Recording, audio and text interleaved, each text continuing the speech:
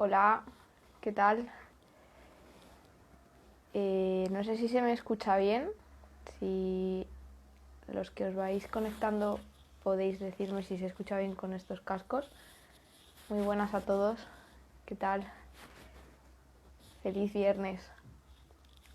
Bueno, voy un poquito antes. Vamos a esperar a que Arturo y Maite se conecten.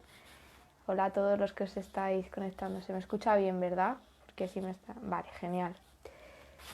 Muy bien. Pues bueno, el directo de hoy, como he dicho en las historias, trata sobre el dolor. Mira, ya se han conectado.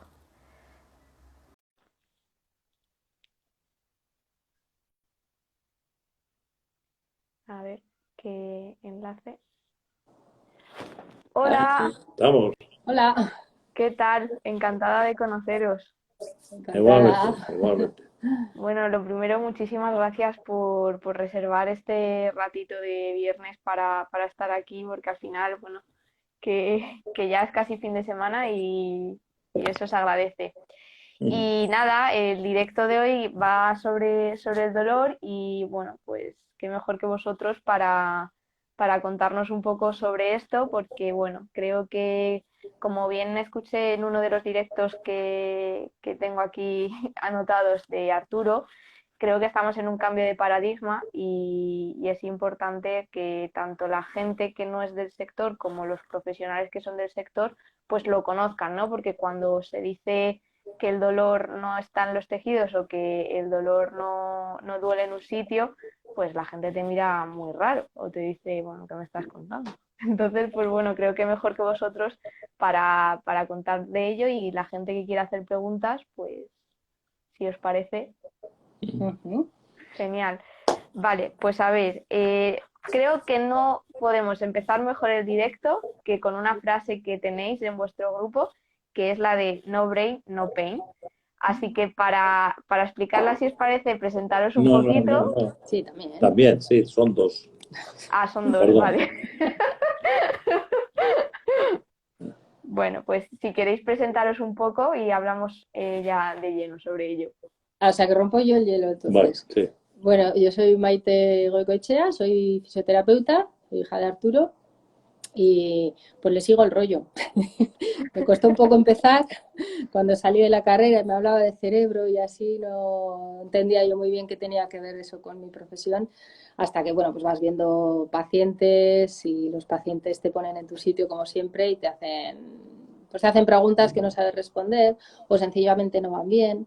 Y eso pues me obligó al final a ya empezar a escucharle, empezar a estudiar sobre el tema y bueno, pues a meterme ya de lleno en trabajar sobre el dolor persistente, sobre todo, o sobre el dolor sin daño, que es de lo que nos ocupamos, ¿no? Ujú. Con Gold Group.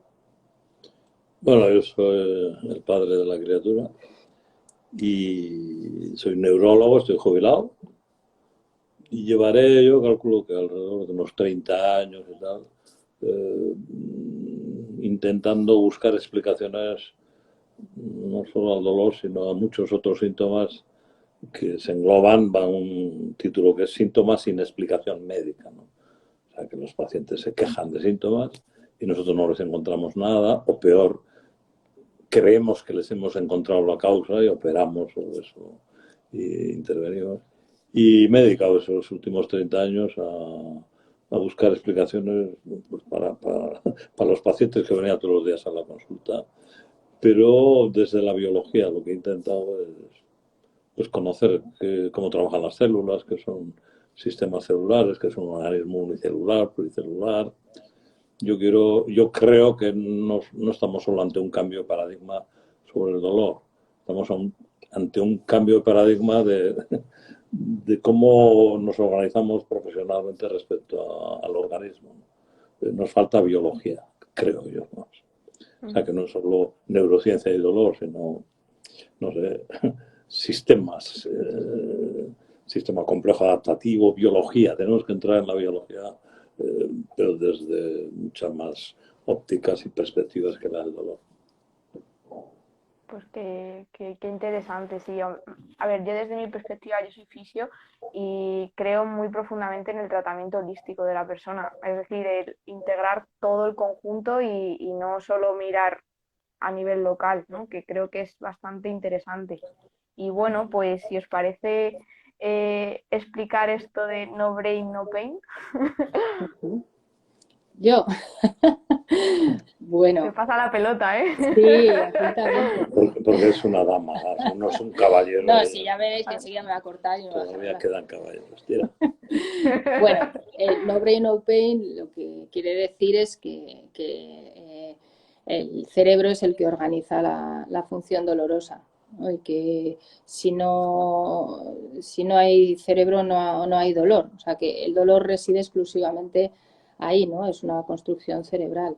Eso es lo que muchas veces choca, ¿no? Como que el cerebro, si a mí me duele un pie, ¿no? Claro. Entonces, el cerebro al final está recibiendo información de todas partes, ¿no?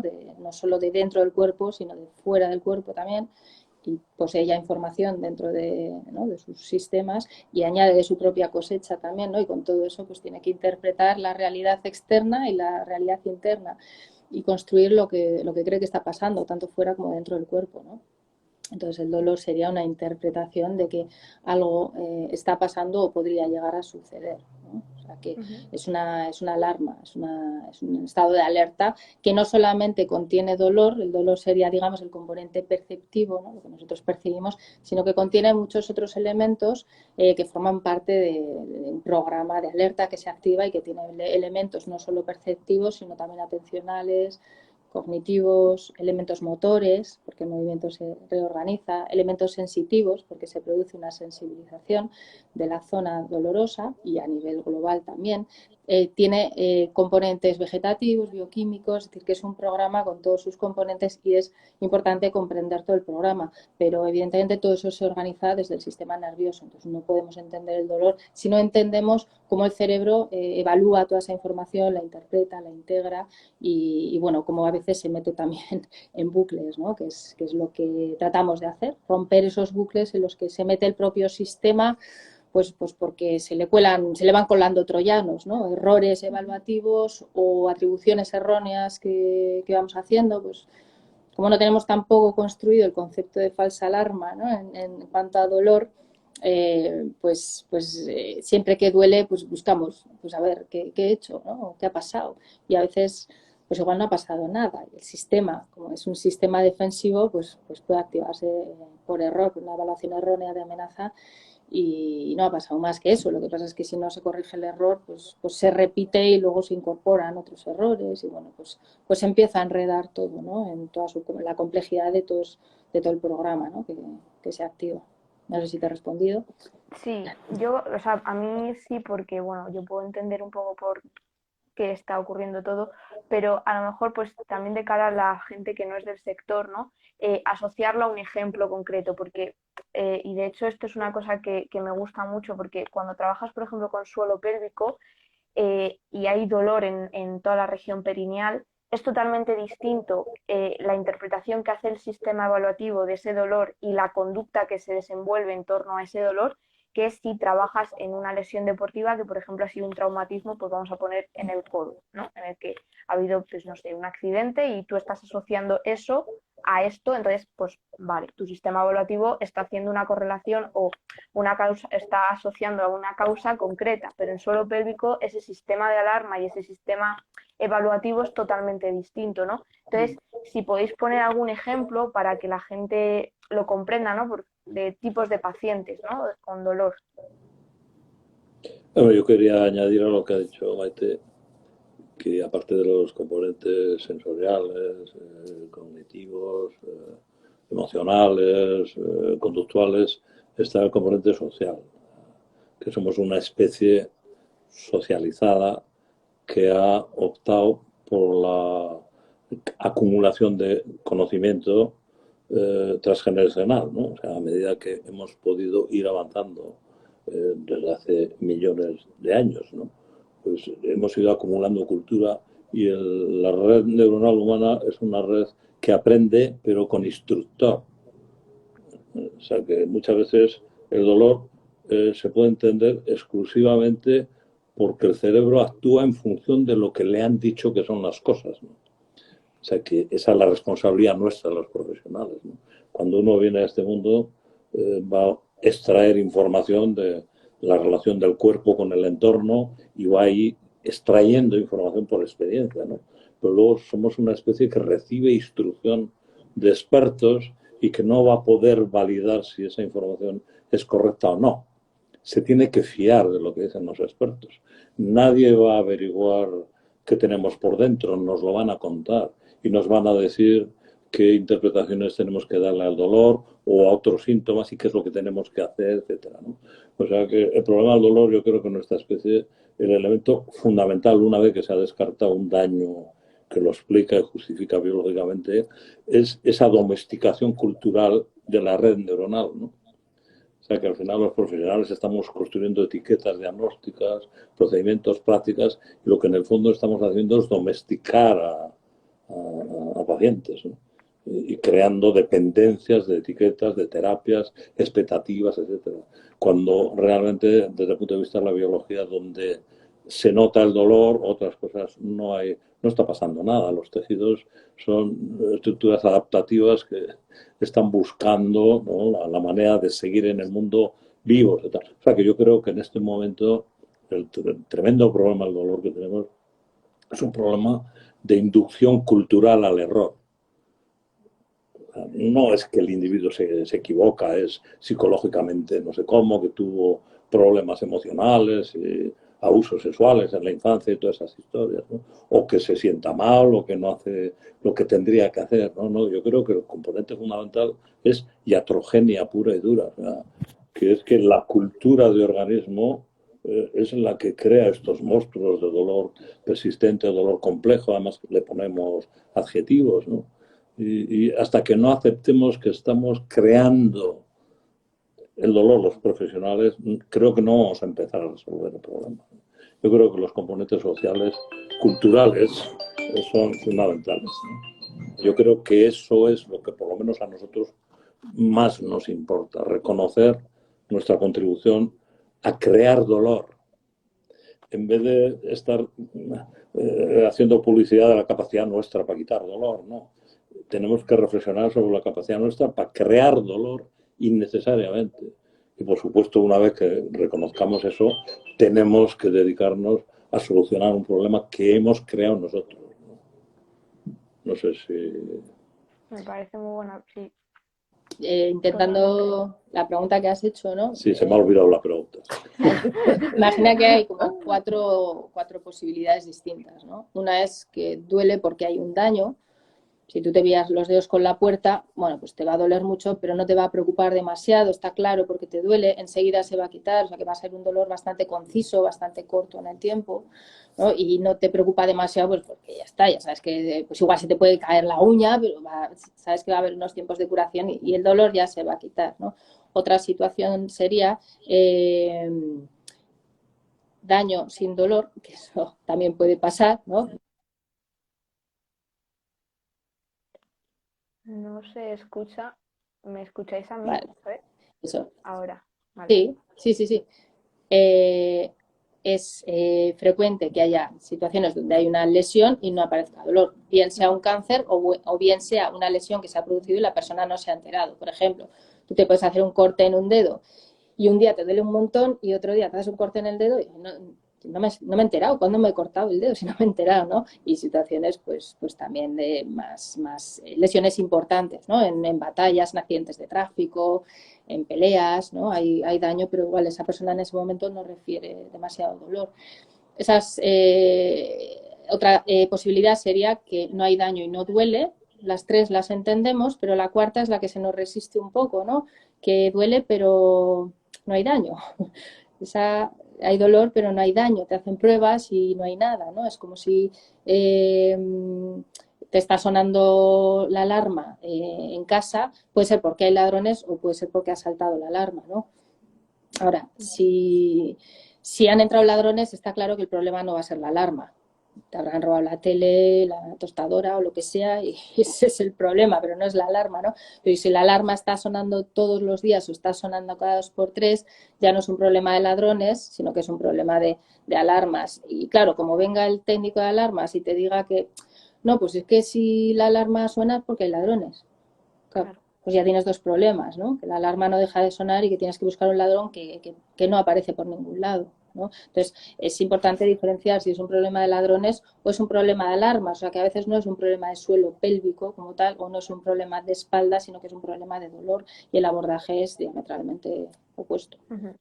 Y ahí podríamos un poco también interrelacionar al ejemplo que acabas de decir tú, ¿no, Arturo? O sea, un poco el constructo ese social que podemos tener los profesionales en Mm, cronificar, pues no me gusta ni la mm, palabra de cronificar, pero en perpetuar ese mm. estado de alarma en esa persona, ¿no?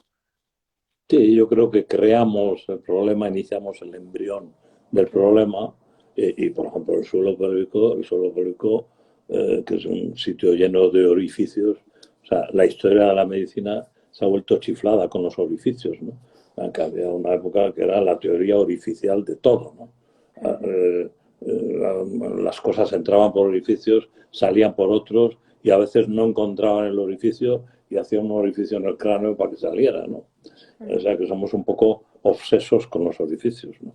Y entonces el suelo pélvico, pues toda la construcción social de restricciones, de atribuciones, yo qué sé, de todo tipo, religiosas, o sea, el peso social del qué dirán, de que si es adecuado, que no, perturba completamente la fisiología del suelo pélvico, que es una fisiología desde el punto de vista de la biología, de objetivos biológicos muy claro, ¿no? ¿Para qué sirven los orificios? Pues bueno, para lo que sirven, eso biológicamente está Claro. claro, y lo que habría que buscar es una relación o una actividad de esos orificios que esté ligada a la biología de modo explorador, libre y sin angustias ni catalogaciones sociales y menos con catalogaciones profesionales de patología que muchas veces luego no se fundamenta en lo que realmente está pasando allí, ¿no? Y cada zona del organismo pues tiene su construcción social. La cabeza tiene la suya, las plantas de los pies han adquirido, ¿no? La planta del pie, por el hecho de andar, pues hay una construcción social de patologizar el apoyo del pie sobre, ¿no? La fascitis plantar, yo le llamo fascismo plantar, ¿no? Que me hace más gracia, ¿no? Porque en el fondo es un fascismo, ¿no? Y hay un cervicalismo, hay un cabecismo, hay un hombrismo, ¿no? Cada zona del organismo se ha convertido en una especie de suelo pélvico también, donde la mera actividad está creando etiquetas y enseguida se hacen ecografías, la capacidad que tenemos, y encontramos patología, cuando realmente son cambios adaptativos de los tejidos a la actividad de esa zona, ¿no? Ahí, si me permites añadir, Arturo, creo que lo podríamos explicar desde una cosa que decías, creo que fuiste tú, no, ahora no lo recuerdo bien si fue Maite, fuiste tú, que tenemos que diferenciar lo que es la capacidad nociceptiva de un tejido y que eso estimule determinadas rutas y el dolor en sí. Entonces, Sí, el que intentemos es, asociar a una causa biológica, pues por ejemplo, con las ecografías o con las resonancias magnéticas, ¿no? Encontramos una hernia, si a lo mejor ni duele. O sea, a lo mejor no está estimulando un mecanismo nociceptivo esa situación, ¿no?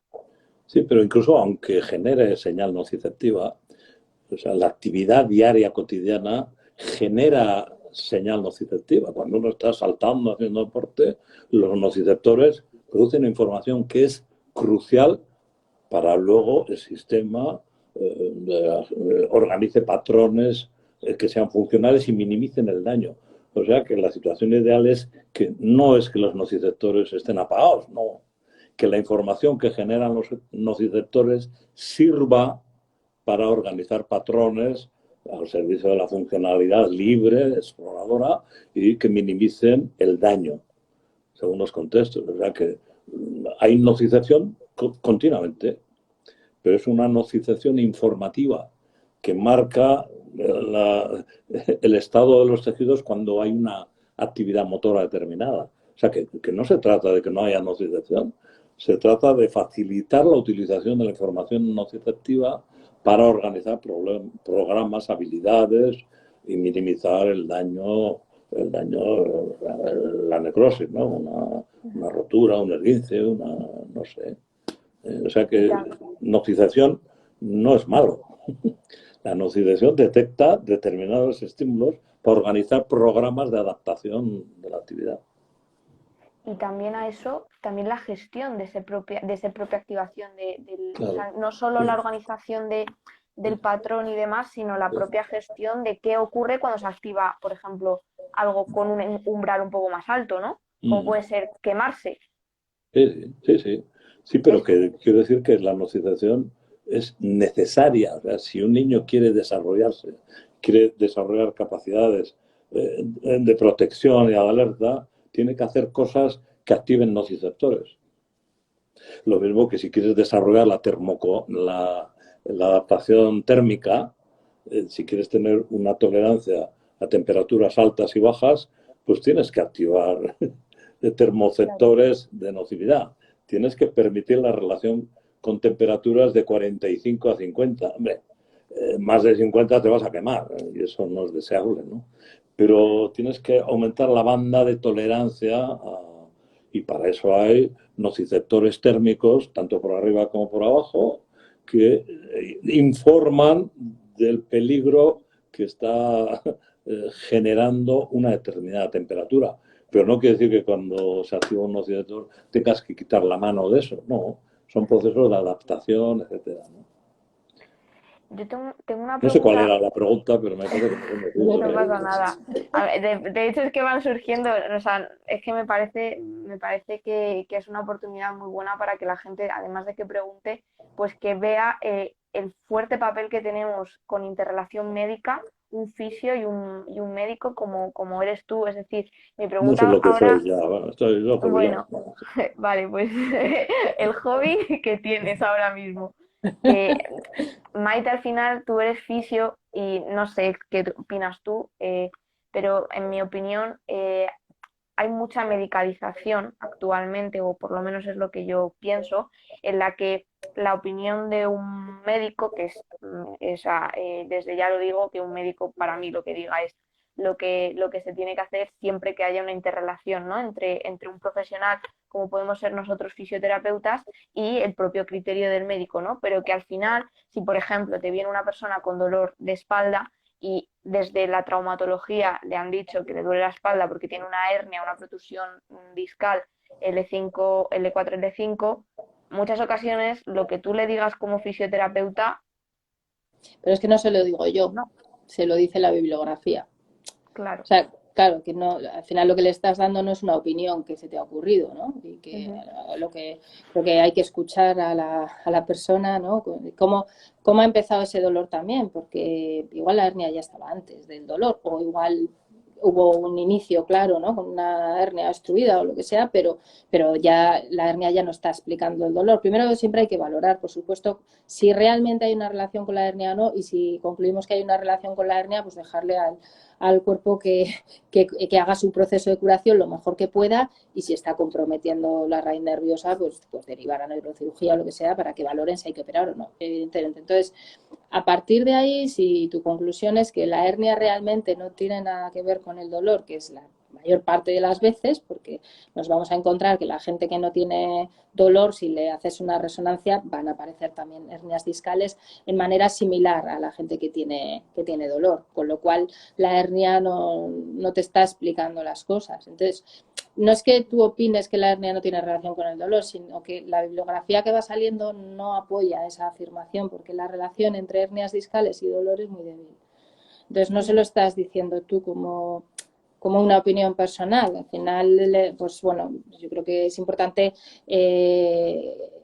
ofrecer conocimiento, ¿no? Y qué es lo que vamos sabiendo, y luego la persona pues que tenga también capacidad de desarrollar un criterio, ¿no? Respecto a lo que le decimos cualquier profesional. Pero claro, lo tienes que fundamentar todo, y las cosas tienen que tener lógica y tienen que tener pues un soporte, ¿no? Bibliográfico, yo creo. Y nosotros en la consulta tenemos pues los estudios a mano y mira, pues mira, este estudio dice esto y esto dice esto y bueno, pues igual no hay tanta relación como, porque si no, los pacientes, ¿no? Que vienen, que entran por la puerta, pues mira, soy no sé qué y tengo 2 hernias. ¿Y desde hace cuánto tiempo tienes dolor? Pues desde hace 10 años. Bueno, pues ya no se puede explicar por la hernia.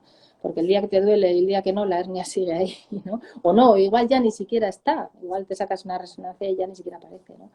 O sea que al final yo creo que hay que escuchar a la persona, explorar muy bien siempre, a ver qué es lo que te encuentras. Si tienes dudas, pues al médico, y si tienes claro que eso no tiene una relación con la hernia, pues no es un problema de hernia discal y es un problema de dolor, ¿no? Lo que hemos dicho antes, y eso es lo que tienes que trabajar. ¿Es fácil?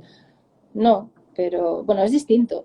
Es un trabajo completamente diferente que involucra absolutamente al paciente en su trabajo. Nosotros no decimos que es una terapia o un tratamiento, es un proceso de aprendizaje que se inicia con introducir conocimiento en ese, ¿no? Que el paciente adquiera un conocimiento y luego lo empiece a utilizar y a partir de ahí empieza a tomar decisiones y vaya recuperando su vida, ¿no? Por ejemplo, el término artrosis, todo el mundo da por sentado que artrosis explica el dolor, ¿no? Artrosis son cambios adaptativos tisulares que los tiene muchísima gente que no tiene dolor. No basta describir unas imágenes que etiquetamos como artrosis, así ya tenemos la causa del dolor, es que tienes mucha artrosis, ¿no? Pues es un ejemplo, ¿no? Y luego yo creo que lo mismo que no hay enfermedades sino enfermos, pues tampoco hay profesionales, no, tampoco hay profesiones, sino profesionales, ¿no? O sea, que el hecho de que uno salga de una escuela de fisioterapia, o salga de una escuela de medicina, o salga de una, no ha acabado de definir la competencia, ni siquiera el camino que va a desarrollar con los pacientes. A partir de la titulación empieza el verdadero camino. Entonces, al final, ¿quién es el que tiene que intervenir sobre el tema del dolor? Pues cualquier titulado, cualquier profesional que realmente se interese por la biología del organismo. O sea, realmente falta biología. O sea, los médicos sobre el dolor no salen de la facultad habilitados para comprender biológicamente el dolor.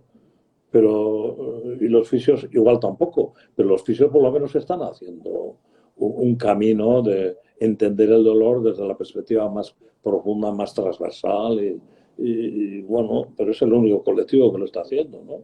O sea que yo si fuera fisio hombre, estaría un poco indignado de una cierta dependencia jerárquica con lo que dicen los médicos, ¿no? Hombre, los médicos tienen que opinar sobre daños, infecciones, un fisio pues a lo mejor no puede, bueno, si estudia, a lo mejor también, ¿no?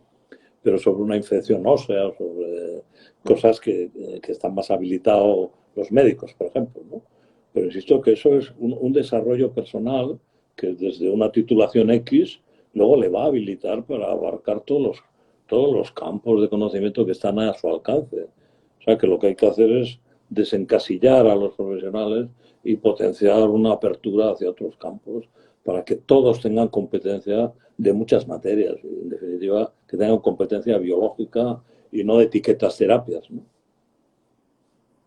No sé si estoy Sí, sí, contestando. claro, ¿No? claro que sí, los dos perfectamente, sí, sí. O sea, yo estoy muy a favor del tratamiento multidisciplinar, pero porque es que es lo que acabáis de decir, no podemos abarcarlo todo ni lo podemos saber todo, pero sí que es verdad que si entre todos los profesionales que hay nos apoyamos, pues es que desde todos los sentidos, o sea, por ejemplo, todo el tema orofacial, logopedia, oftalmología, pues es que al final hay muchos profesionales que se interrelacionan para una misma persona brindarle funcionalidad y pues trabajar con él. Y pues lo que has dicho de jerarquía, de hecho lo han preguntado, que si os parece, pues vamos respondiendo, que están preguntando un montón la gente, si queréis vamos ¿Verdad? respondiendo, Sí, aunque sí, sí. venga, a ver, eh, vale, entonces, ¿por qué si los traumas cuando acaban entonces, ¿por qué si los traumas? ¿Cuándo acaba la lucha de opiniones y autoridad? Bueno, pues eso creo que lo acabamos de contestar. no siempre lo que sale en las pruebas son ladrones, pese a que así nos lo digan los expertos. Pues yo creo que ahí se relaciona un poco lo que ha dicho Maite y lo que has dicho tú del efecto iatrogénico, ¿no? Yo creo que cada persona, cada profesional tiene un compromiso ético profundo de conocer todo lo que se conozca para en ese encuentro con abarcar todas las dimensiones posibles y tener la humildad suficiente para saber hasta dónde llega, y cuando sabe esa limitación consulta. Entonces tiene que funcionar como una red. Entonces la información profesional será muy eficiente porque hay canales de comunicación.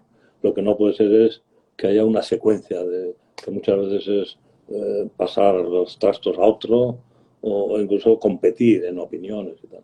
Yo creo que es cuestión cada uno que desarrolle, que optimice su competencia, que tenga ansiedad por conocer la biología del organismo en todas sus facetas y tener humildad para reconocer su límite y disponer de una consulta a otros, y que siempre es bidireccional, no puede ser una secuencia lineal, te mando aquí, luego el otro allá, no. Tiene que ser bidireccional como todo sistema complejo.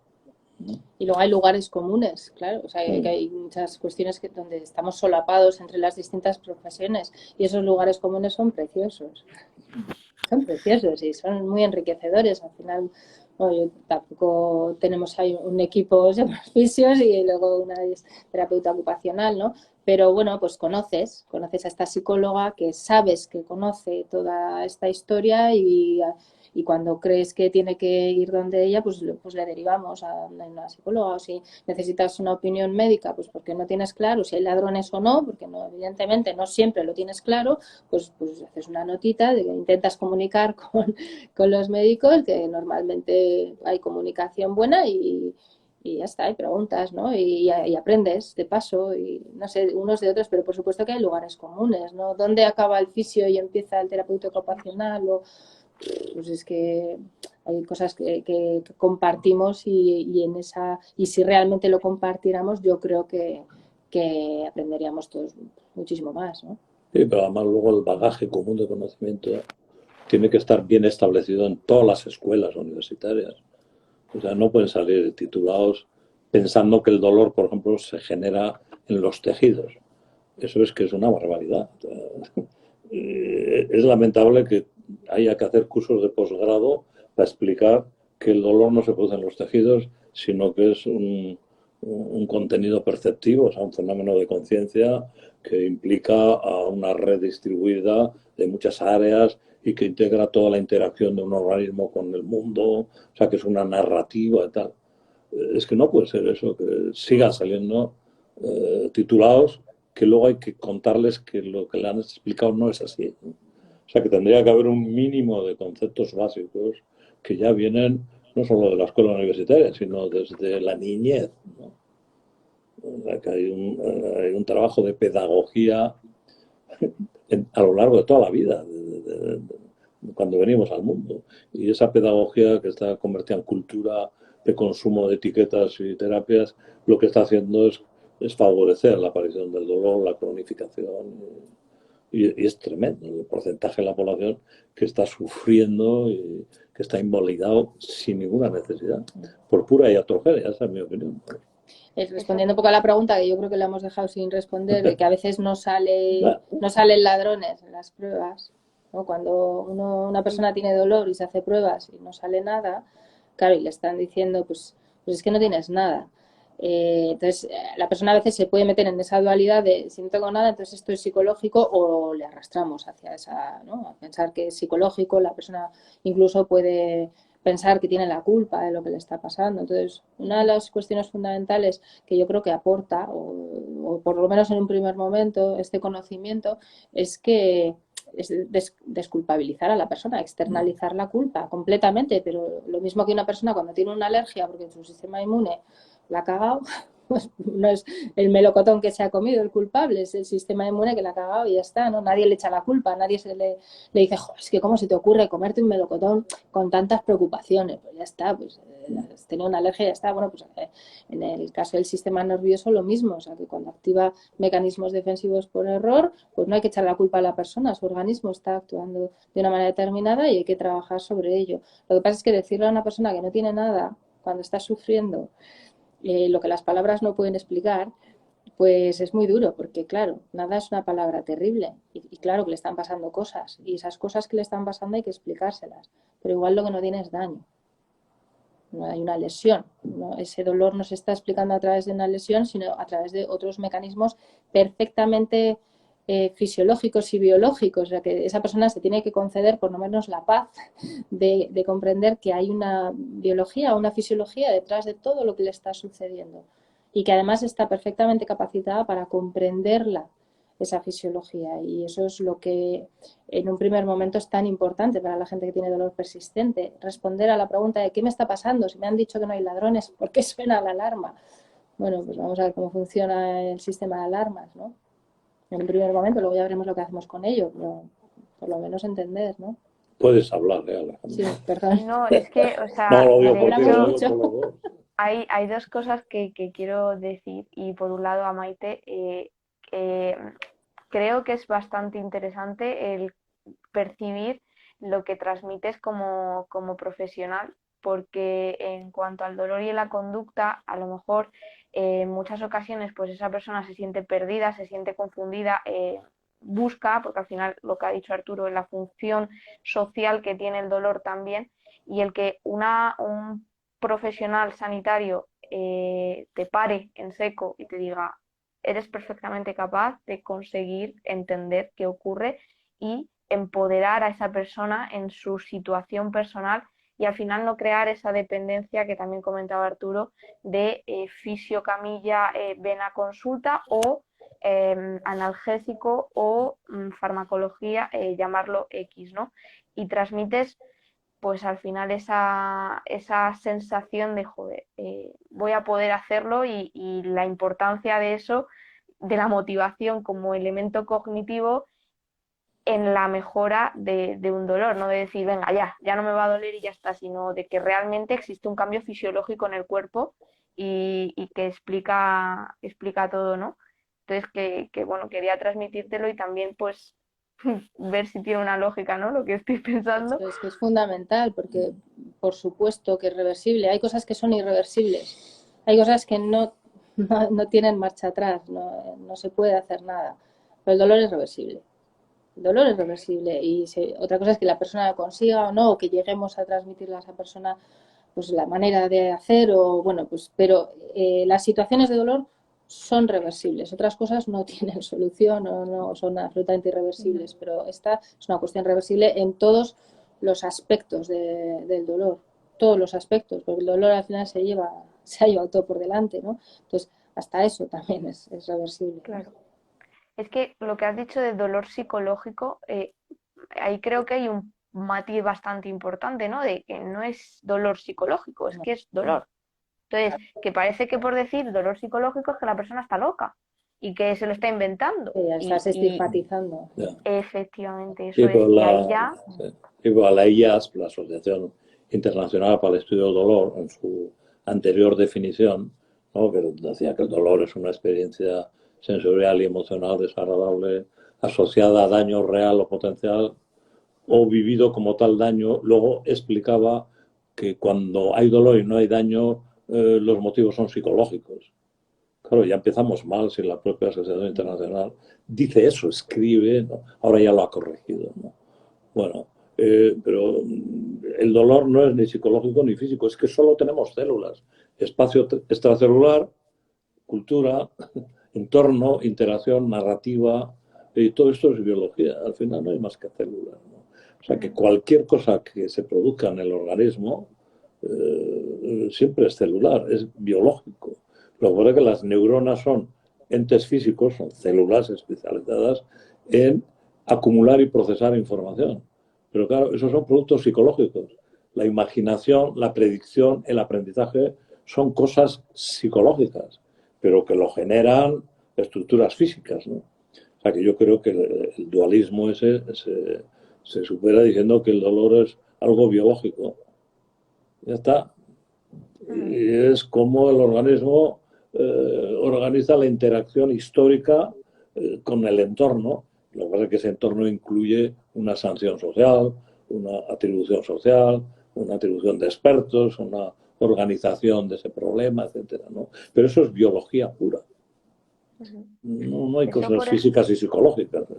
Es todo celular. Lo que pasa es que, claro que puede haber un gran sufrimiento psicológico. La persona que está sometida a esa tortura de dolor persistente, claro que hay consecuencias psicológicas, pero son consecuencias. Si esa persona de repente no tuviera dolor, desaparecería la angustia, el miedo, la hipervigilancia, ¿no? Todas esas cuestiones que aparecen como consecuencia de una situación mantenida en el tiempo y que además genera una gran indefensión, porque da igual lo que haga, que es que estoy en la rueda del hámster, ¿no? Estoy corriendo, esforzándome un montón y no llego a ningún lado. Entonces, claro que genera sufrimiento psicológico. Yo, la mayor parte, casi todas las personas que vemos, es gente normal, pero que está sufriendo una montaña, pero es gente normal, no es gente que es rarita o es que no, esto le puede pasar a cualquiera.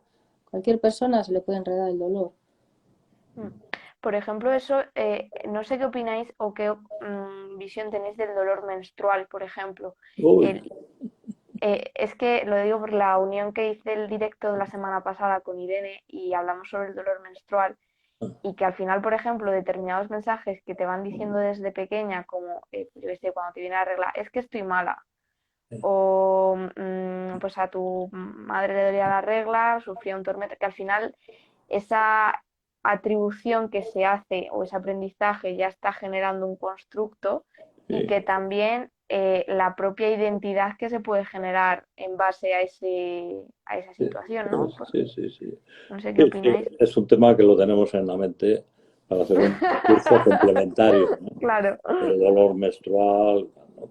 Entonces nosotros lo que intentamos siempre es explicar el ciclo menstrual desde la biología. El endometrio es una mucosa que tiene que desarrollarse, hay una proliferación y luego no hay fecundación y luego tiene que eliminarse. Entonces el organismo organiza la proliferación, que sería una situación muy parecida a un cáncer, ¿no? Pues en los cánceres la proliferación está apoyada, ¿no? Pero luego, como no hay nada, hay que eliminar eso. Y para eliminar eso hay que necrosar ese endometrio. O sea, es como una hoja que se cae del árbol, ¿no? Se elimina la relación, el vínculo de provisión de energía a la hoja, ¿no? Entonces, no se destruye el útero que queda. Allí queda una zona que hay que regenerar y ahí no hay inflamación. No hay inflamación, lo que pasa es que uno considera lo que sucede en la inflamación con una destrucción por una infección o con la eliminación de un endometrio. Claro que hay elementos comunes entre la inflamación y la eliminación de un endometrio que hay que librarse de él, ¿no? Pero si entras a ver, la menstruación es un proceso inflamatorio. No, señor. Hay mediadores de la inflamación, pero la inflamación es un proceso de regeneración de los tejidos. Entonces lo que intentamos explicar a las mujeres es que eso es un proceso fisiológico y que no tiene por qué activar la alarma, ni la alerta, ni la protección en esa zona y mucho menos en la cabeza, por ejemplo, ¿no? Entonces les explicamos la apoptosis, la inflamación, pero en términos de regeneración de un tejido que hay que reponer. Se ha eliminado el endometrio y con todo el desarrollo de vasos, etcétera. Y hay que tener cuidado y hay que cerrar bocas, etcétera. Pero ese es un proceso absolutamente regulado, controlado. Y claro que hay variaciones hormonales, es que las hormonas varían para adaptar el organismo a los objetivos biológicos, ¿no? Entonces, la palabra hormona tiene una carga cultural horrorosa y que está pasando unas facturas tremendas a las mujeres, ¿no? Porque parece que hormonal femenino lo explica todo, ¿no? O cambios hormonales, parece que eso es una barbaridad desde el punto de vista de la fisiología. Es que tienes cambios hormonales. Pues si las hormonas son mensajeros. Es como si viene el mensajero de MRV y llamas a la poli, ¿no? Es que eso es lo que hay que explicar a la mujer, a interiorizar los procesos desde una perspectiva biológica y no desde una perspectiva cultural de una educación machacona y con una pereza mental para... las mujeres tienen migraña en la regla. Bueno, pues esos son los cambios hormonales, ¿no? Lo mismo que hay personas que tienen migraña cuando cambia el tiempo. Esos son cambios de tiempo. ¿Y qué pasa? ¿Qué pasa con la biología? Pero ¿de qué estamos hablando? Pero ¿cómo hemos llegado a ese nivel de pereza mental, de pérdida de rigor científico para explicar de una manera mucho más biológica, con el potencial adaptativo que tiene el organismo humano, ¿no? Lo hemos reducido a una cosa que es un intermediario de consumo de etiquetas y terapias, ¿no? Luego yo creo que uno de los grandes fallos que todos hemos cometido en algún momento y que, bueno, pues, que cometemos como culturalmente es identificar el cerebro con el yo, ¿no? Como que a veces parece que estamos hablando del cerebro y estamos hablando de la persona, ¿no?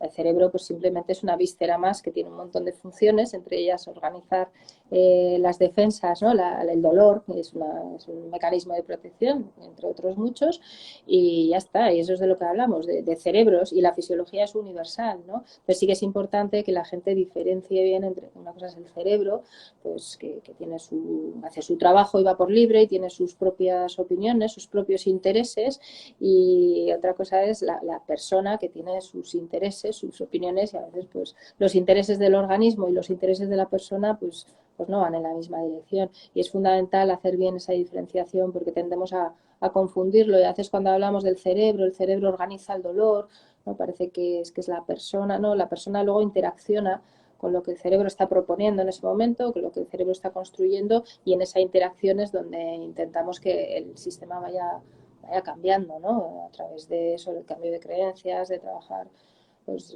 hipervigilancias, conductas, atribuciones erróneas, pues hay que cazar muchos troyanos por ahí que se han ido colando, y bueno, pues hay que hacer muchas cosas, pero en esa interacción entre el individuo y el organismo, que es donde podemos influir, ¿no?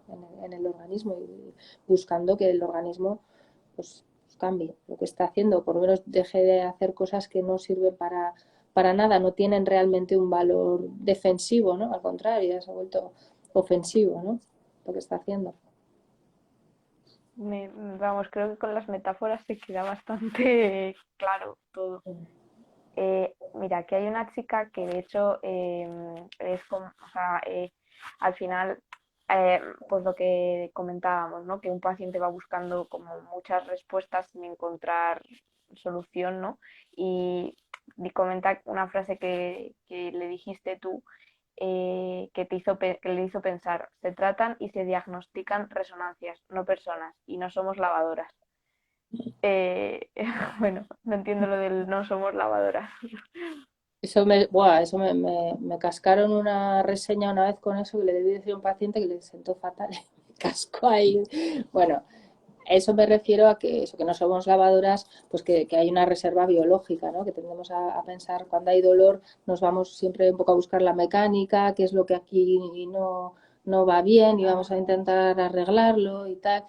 Y bueno, pues que el dolor no es eso, ¿no? Evidentemente tienes que comprobar que la biomecánica sea correcta, pero a veces la biomecánica, claro que está alterada, pero no es porque ese no es el problema primario, puede ser muchas veces una consecuencia, ¿no? Si un hombro no se está moviendo libremente, sino, o el cuello, ¿no? No se está moviendo libremente, sino que se está moviendo desde aquí, como si llevaras un collarín endógeno, claro que la biomecánica está alterada y se activan programas, ¿no? De motores de protección que lo que están haciendo al final es restar eficiencia al movimiento, y bueno, pues es un consumo excesivo de recursos, ¿no? de musculares, y ese cuello al final, pues bueno, pues está trabajando más de lo que corresponde. Si hay una vértebra rota, pues eso te viene genial porque ahí es una inmovilización natural, pero si no hay nada roto, pues al final va a generar un problema, ¿no? Entonces, a eso me refiero, que hay una organización que no es solo mecánica, sino que hay una organización, hay una utilización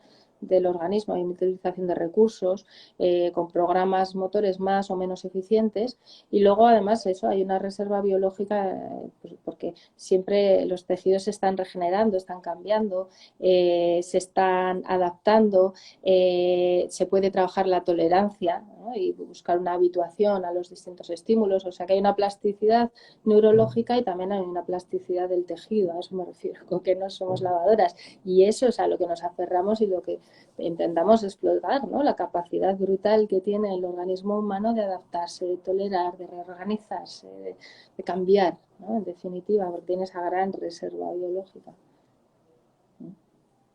Qué buena metáfora. Vale, mira, preguntan aquí, ¿qué conductas tomar ante dolores que aparecen de noche y alteran el sueño, pero en el día funciona mejor? Gracias. De Rafael Canaza. Me encanta que me hagan esa pregunta.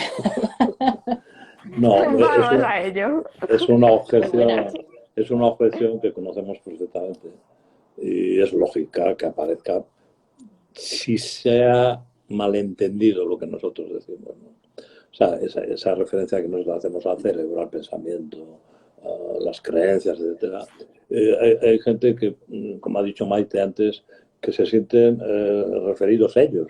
O sea, que soy yo el que piensa y por eso me duele, tal. Nosotros no decimos eso. No. Uno no es el que ve, uno es el que mira, en todo caso, ¿no? La visión es un proceso complejo cerebral y que incluye elementos imaginativos y luego de información retiniana. O sea, lo que intentamos es que comprendan que el dolor es lo que el organismo proyecta en la conciencia y que tiene un objetivo de protección. Y esa función es continua. O sea, no se produce solo con el individuo despierto, no, es una función continua, lo mismo que el individuo despierto, la circulación sigue funcionando, la respiración, todos los fenómenos homeostáticos de mantenimiento de condiciones. El organismo no duerme, el organismo apaga la conciencia para ordenar la información que el individuo aporta en ese día, con sus emociones, sus experiencias, etcétera, ¿no? Entonces, los estados de despierto son cosas que se producen en función de las evaluaciones que en cada momento el organismo esté haciendo.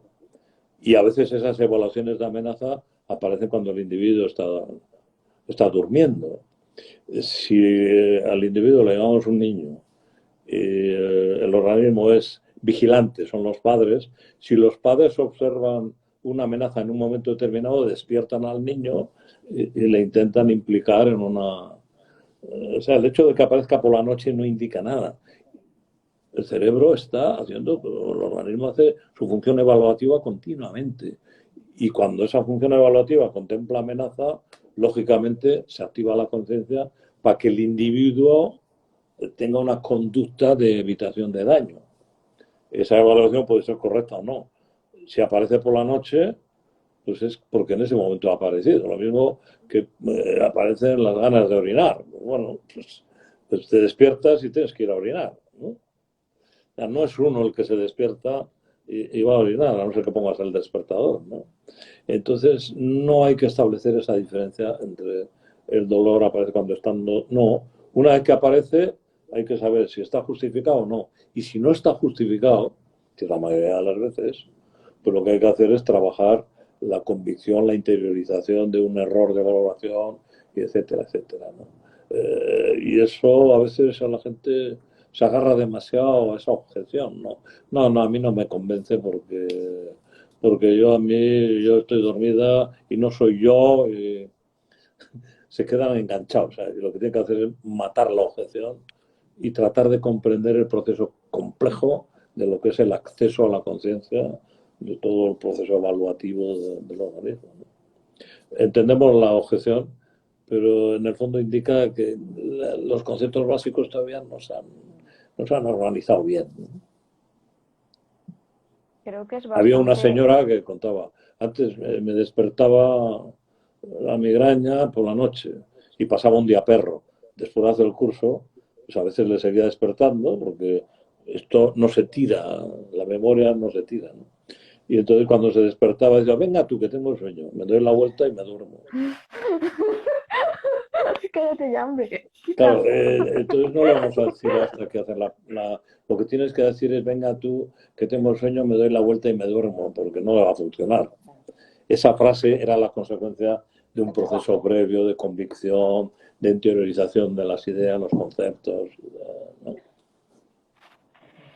Chicos, os voy a decir que bueno, el directo está siendo súper interesante. De hecho, han quedado muchas preguntas sin responder.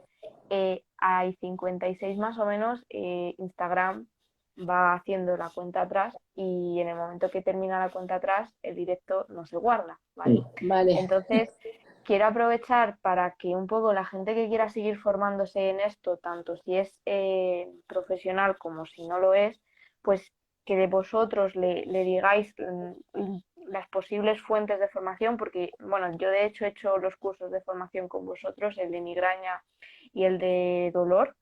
Yo los recomiendo, vamos, de hecho os lo ponía por Instagram porque creo que es muy importante la educación terapéutica, pero bueno, que si vosotros le podéis decir eh, qué cursos tenéis vosotros o también incluso cómo trabajáis vosotros, porque también hacéis atención clínica, creo, ¿no? Pues bueno, Sí. un poco que... Qué marrón, esto se nos da muy mal. Bueno, yo de todas maneras Se luego, nos va. Maite, luego después del directo yo os lo voy a enlazar en mi Instagram, los que yo he hecho, y no sé, pues si recomendáis algún otro tipo de pues, libro. Creo que uno que recomendabais era el libro del cerebro y el mito del yo, ¿no? Pues Bueno, si hay tenéis varios, algún sí, otro. pero básicamente recomendamos los nuestros. Pues eso, tirando para uno mismo. Y los cursos, ¿no? Porque yo estoy ahora escribiendo un libro, tal, pero también estamos haciendo cursos online, preparándolos, porque creemos que la red social es fundamental para complementar o incluso contrarrestar la cultura de organismo en este tema del dolor y en otros síntomas. Claro. Entonces tenemos recursos, Goy Group, somos 4. Sí, en los próximos meses Sí, vamos a ir pariendo. Bueno, y damos cursos presenciales, que ahora Cursos. el bicho nos prohíbe, y luego otros. Ya. Y Vale, la atención genial. clínica, pues es Online. Consulta por videoconferencia o presencial, depende un poco de dónde resida la Intentamos persona adaptarnos al mundo moderno. y qué situación tenga también, pues eso, que hacemos el trabajo a través de videoconferencia complementándolo con el curso Aquí, o el trabajo presencial. A ver, ven aquí porque mira, nosotros te presentamos a otra hija, a otra Goiche. Hola. Yo solo quería Encantada. decir encantada, que los primeros vídeos de todos los cursos están en abierto, están gratis, o sea que si queréis echar un vistazo a lo que hay, pues que los primeros vídeos de todos los cursos están en abierto. O sea que cotilleáis un poco y ya está. Y así veis de qué va la cosa. Genial, pues yo ahora después los enlazo, ¿vale? Y nada, ya deciros, por mi parte, me encantaría volver a teneros aquí, incluso ella también, que vamos, los 4 incluso, ¿no? Que Cuando si os quiera. apetece, pues a mí se me ocurren muchísimos temas. Por ejemplo, lo que acabas de decir, Arturo, de las redes sociales, me parece un arma de doble filo, también te lo digo. Sí, Lo sabemos. Porque, bueno, entonces, pues si os apetece, yo luego os escribo otra vez y pues podemos volver a plantear, porque también es que hay un montón de preguntas. Lo siento a todos los espectadores que estáis, que es que al final, pues, no sé, yo me he sentido muy cómoda y espero, sí, Bueno, espero que pues, vosotros también. hacemos más entrevistas. Sí, ¿no? haremos Vale, más. genial. A mí me da pena no responder a esas preguntas porque detrás de cada pregunta hay una persona Claro, es sufriendo. que de cada pregunta surge otra cosa. Entonces, como se quedan guardadas, creo, en el directo, lo tengo que mirar. Si os parece, después pues me las anoto y en el próximo las respondo o invito a la gente que se ha lo quedado empezamos respondiendo a preguntas. Ya está. Eso es. O que la gente que no ha podido responder, o sea, que no se le ha podido responder, que, bueno, pues vuestro Instagram ahora os lo voy a volver a poner, que vamos, que ahí pues pueden consultaros e incluso pues si sufren esa situación, pues si lo necesitan, pues está Maite que trabaja en ello y el resto de vuestro equipo. Así que, ay, me está poniendo muy nerviosa este casco, todo el directo cayéndoseme, ¡qué horror! Mi sistema volativo está así ahora mismo. Bueno, intentaremos, hay muchas preguntas, intentaremos rajar menos, que es que rajamos mucho. No. Bueno, Sí. pues nada, ya me estaba haciendo la cuenta. Muchísimas Vale. gracias, de verdad. Me ha encantado conoceros y espero que os hayáis sentido a gusto. Jo, Sí, genial, Y nada, súper cómodos. Nada. La mejor genial. entrevista en mucho Muy a tiempo. gusto, muy buenas preguntas. Muy bien, sí, sí, sí. Vale. Sí. Me alegra haberte conocido. Pues muchas gracias, de verdad. Os tengo que colgar, o sea, Vale, Cuélganos. adiós. Hala. Adiós. Adiós, chao. Adiós.